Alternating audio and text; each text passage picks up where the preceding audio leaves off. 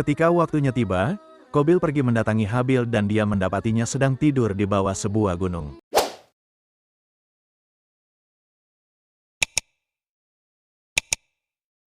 Perpisahan Nabi Adam dan Hawa selama 500 tahun membuat mereka sedih. Mereka menjalani hidup secara terpisah di bumi yang sangat luas. Namun penderitaan itu telah berakhir saat Allah mempertemukan mereka kembali. Peristiwa bersejarah yang akan selalu dikenang oleh anak turunnya tersebut terjadi di daerah Hindi. Kehidupan baru pun dimulai, kini mereka tidak lagi kesepian dalam menjalani hari-harinya. Sepasang suami istri dari surga tersebut kesana kemari menikmati pemandangan alam. Diriwayatkan suatu hari Allah menurunkan 8 jenis hewan ternak kepada Nabi Adam, salah satunya berupa domba, dan kambing yang sehat dan segar. Allah memerintahkan Nabi Adam untuk memanfaatkan hewan-hewan ternak tersebut dengan baik, seperti meminum susunya, mengambil bulunya untuk dijadikan pakaian. Dengan senang hati mereka menerima hewan-hewan ternak tersebut dan memanfaatkan sesuai amanat Allah yang diberikan kepada mereka. Pada suatu hari, Nabi Adam dan Siti Hawa kembali teringat peristiwa mereka dikeluarkannya dari surga. Hal itu sangat membuatnya sedih. Keduanya pun menangis karena tidak bisa mendapatkan kenikmatan-kenikmatan lagi di surga. Air mata mereka yang terus berjatuhan membasahi bumi. Dengan izin Allah, air mata tersebut menumbuhkan tanaman-tanaman seperti kacang buncis, kacang tanah, dan lain-lain. Sebagaimana rencana Allah, Nabi Adam diciptakan untuk menjadi khalifah di bumi. Ia harus memakmurkan bumi dengan menegakkan syariat-syariat Allah, seperti melaksanakan ibadah dan menyebarkan anak keturunan. Suatu ketika Nabi Adam hendak beribadah, ia kebingungan untuk memulainya, karena tidak mengetahui waktu-waktu di bumi. Ia pun bermunajat kepada Allah, "Wahai Tuhanku, aku ingin melaksanakan sholat, tapi aku tidak tahu waktu-waktu ibadah." Kemudian Allah menurunkan seekor ayam dari surga yang berwarna putih. Ketika ayam itu mendengar suara tasbih para malaikat di langit, ayam itu akan bertasbih di bumi dengan suara yang keras. Akhirnya Adam mengetahui bahwa waktu ibadah telah tiba. Nabi Adam sebagai manusia pertama di bumi banyak memulai sesuatu, seperti membuat rumah, menanam pohon, menggali sumur. Allah menurunkan kepadanya 21 lembar mushaf, yang isinya haram memakan bangkai, darah, dan daging babi. Allah juga menurunkan 29 huruf hijaiyah untuk dipelajari oleh Nabi Adam, agar ia bisa membaca mushaf tersebut. Tidak ada satupun sampai hari kiamat yang bisa menambah lagi huruf hijaiyah, karena itu merupakan hukum kepastian dan kesempurnaan dari Allah. Hari demi hari berlalu, Nabi Adam dan Siti Hawa menjalani kehidupannya sebagai manusia biasa dengan status suami istri yang sah. Suatu ketika Siti Hawa hamil untuk yang pertama kalinya, yang kelak menjadi cikal bakal berkembangnya populasi manusia di bumi. Ketika hamilnya mulai membesar, janin yang ada di dalam perutnya bergerak. Melihat hal ini Hawa pun kaget dan ia mulai panik seraya berkata, "Bagaimana sesuatu yang bergerak dalam perutku ini keluar?" Waktu terus berjalan, kandungan Hawa semakin membesar dan tibalah waktunya ia melahirkan anak untuk pertama kalinya. Ia pun melahirkan 2 anak sekaligus, yakni laki-laki dan perempuan. Mereka diberi nama Habil untuk yang laki-laki, dan yang perempuan diberi nama Layusa. Diriwayatkan ketika masa kelahiran Hawa usai dan telah suci, Nabi Adam kembali mengajak Siti Hawa berhubungan sebagaimana suami istri. Namun Hawa menolak karena ia teringat payahnya masa kandungan dan sakitnya saat melahirkan. Nabi Adam terus membujuknya, sehingga mereka berdua kembali berhubungan yang tujuannya memperbanyak keturunan. Dikatakan bahwa sebenarnya Hawa menyukai akan hal itu, tapi ia menolak hanya karena rasa sakitnya melahirkan. Sebagaimana para pepatah berkata, sesungguhnya lelaki mempunyai 1 syahwat sementara perempuan mempunyai 9 syahwat, tetapi wanita lebih tertutup dengan rasa malunya sehingga mereka tidak menampakkan sifat aslinya. Hal ini selaras dengan sabda Nabi, mereka menolak padahal mereka senang. Peristiwa kehamilan Siti Hawa kembali terjadi, dan hal ini sudah yang kedua kalinya. Ia pun kembali melahirkan 2 anak sekaligus, seperti sebelumnya. Kali ini anak laki-laki mereka diberi nama Qabil dan yang perempuan diberi nama Iklima. Diriwayatkan bahwa Adam dan Hawa terus memiliki anak keturunan sampai berjumlah 40 anak. Bahkan ada riwayat lainnya menyebutkan, bahwa mereka memiliki anak sampai 100, semua lahir berpasangan kecuali anak Nabi Adam yang bernama Syits, karena di dahinya terdapat nur Nabi Muhammad SAW. Seterusnya anak-anak Nabi Adam semakin berkembang dan populasinya terus meningkat hingga sampai sekitar 40.000 laki-laki dan perempuan.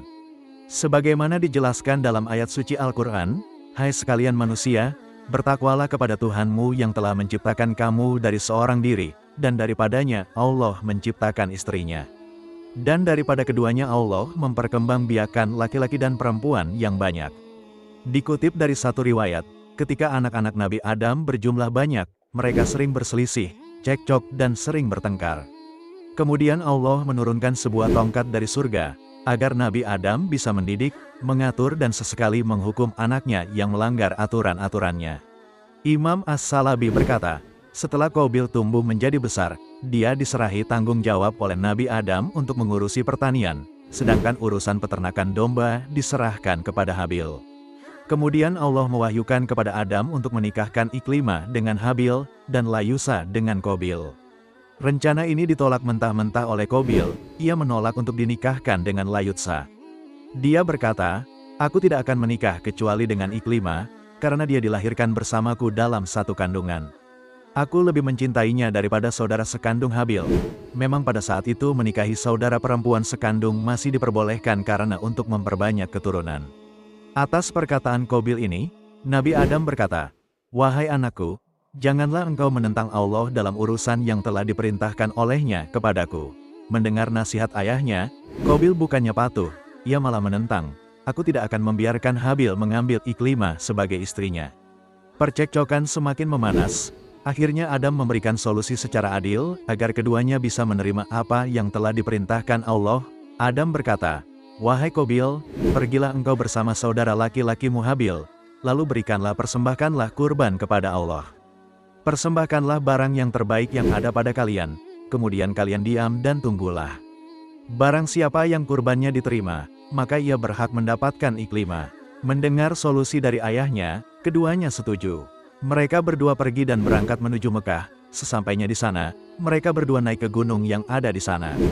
Habil mengorbankan domba yang paling bagus, sementara Qabil mengorbankan gandum yang sudah terlepas dari tangkainya. Qabil dan Habil diam dan menunggu apa yang akan terjadi kepada mereka. Tidak lama kemudian, sesuai ucapan ayah mereka, dari langit turun awan putih. Awan tersebut mendekati kurban dari Qabil, tetapi kemudian berpaling darinya. Lalu ia condong kepada kurban dari Habil. Selanjutnya, awan itu mengambil kurban Habil, lalu naik membawanya ke langit. Sebagaimana firman Allah dalam Al-Quran, maka diterima dari salah seorang dari mereka berdua dan tidak diterima dari yang lain. Dia berkata, aku pasti membunuhmu. Habil berkata, sesungguhnya Allah hanya menerima dari orang-orang yang bertakwa. Sungguh, kalau kamu menggerakkan tanganmu kepadaku untuk membunuhku, aku sekali-kali tidak akan menggerakkan tanganku kepadamu untuk membunuhmu. Sesungguhnya aku takut kepada Allah, Tuhan seluruh alam. Qabil berkata kepada saudaranya, seandainya engkau mengambil Iklimah, pasti aku akan membunuhmu. Aku tidak akan meninggalkan saudara perempuan kandungku yang cantik, dan aku tidak akan mengambil saudaramu yang jelek itu. Seiring berjalannya waktu, Qabil terus berpikir bagaimana caranya membunuh Habil. Tiba-tiba si iblis terlaknat datang kepadanya menyerupai salah seorang saudaranya. Kemudian dia mengambil 2 buah batu dari tanah dan memukulkan yang satu kepada yang lainnya. Akibatnya batu itu terbelah 2. Qabil melihatnya seraya berkata, mengapa tidak aku lakukan hal itu kepada Habil? Qabil kini sudah memiliki cara untuk membunuh Habil. Ketika waktunya tiba, Qabil pergi mendatangi Habil dan dia mendapatinya sedang tidur di bawah sebuah gunung.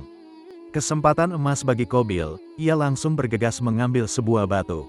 Batu itu ia bawa dan langsung dilemparkan ke kepala saudaranya itu. Batu tersebut mengenai Habil dan membuatnya mati terbunuh seketika. Dan inilah pembunuhan pertama kali yang terjadi di atas bumi. Dia adalah Qabil, anak dari Nabi Adam yang ketika itu, dia berumur 20 tahun.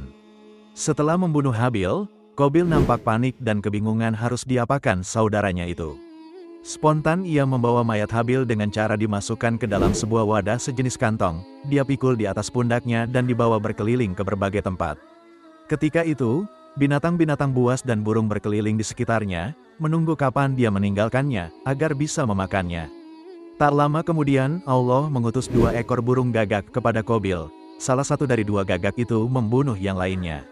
Setelah membunuhnya, gagak yang membunuh menggali tanah dengan paruh dan cakarnya. Lalu kawannya yang terbunuh ia letakkan dalam lubang galian tersebut, dan kemudian ditimbun kembali dengan tanah. Ketika itu Qabil berkata, aduhai celakanya aku, mengapa aku tidak mampu berbuat seperti burung gagak ini, lalu aku dapat menguburkan mayat saudaraku ini. Karena itu, jadilah dia seorang di antara orang-orang yang menyesal. Sebagian ulama tafsir mengatakan bahwa Kabil tidak menyesal karena telah membunuh, tetapi dia menyesal karena membawa mayatnya, harus dibawa kemana mayat saudaranya itu. Menurut sebuah riwayat, Qabil membawa-bawa mayat itu selama setahun dan dia tidak tahu harus dibagaimanakan mayat saudaranya itu. Imam As-Salabi mengatakan, setelah Habil terbunuh, bumi berguncang. Itulah guncangan yang pertama kali terjadi di muka bumi. Di waktu itu, bumi berguncang sebanyak 7 kali hingga 7 hari sejak terbunuhnya Habil. Pada saat itu, terjadi gerhana matahari. Itulah gerhana matahari pertama yang terjadi di dunia. Peristiwa terbunuhnya Habil belum diketahui Nabi Adam, ia saat itu masih berada di tanah Hindi.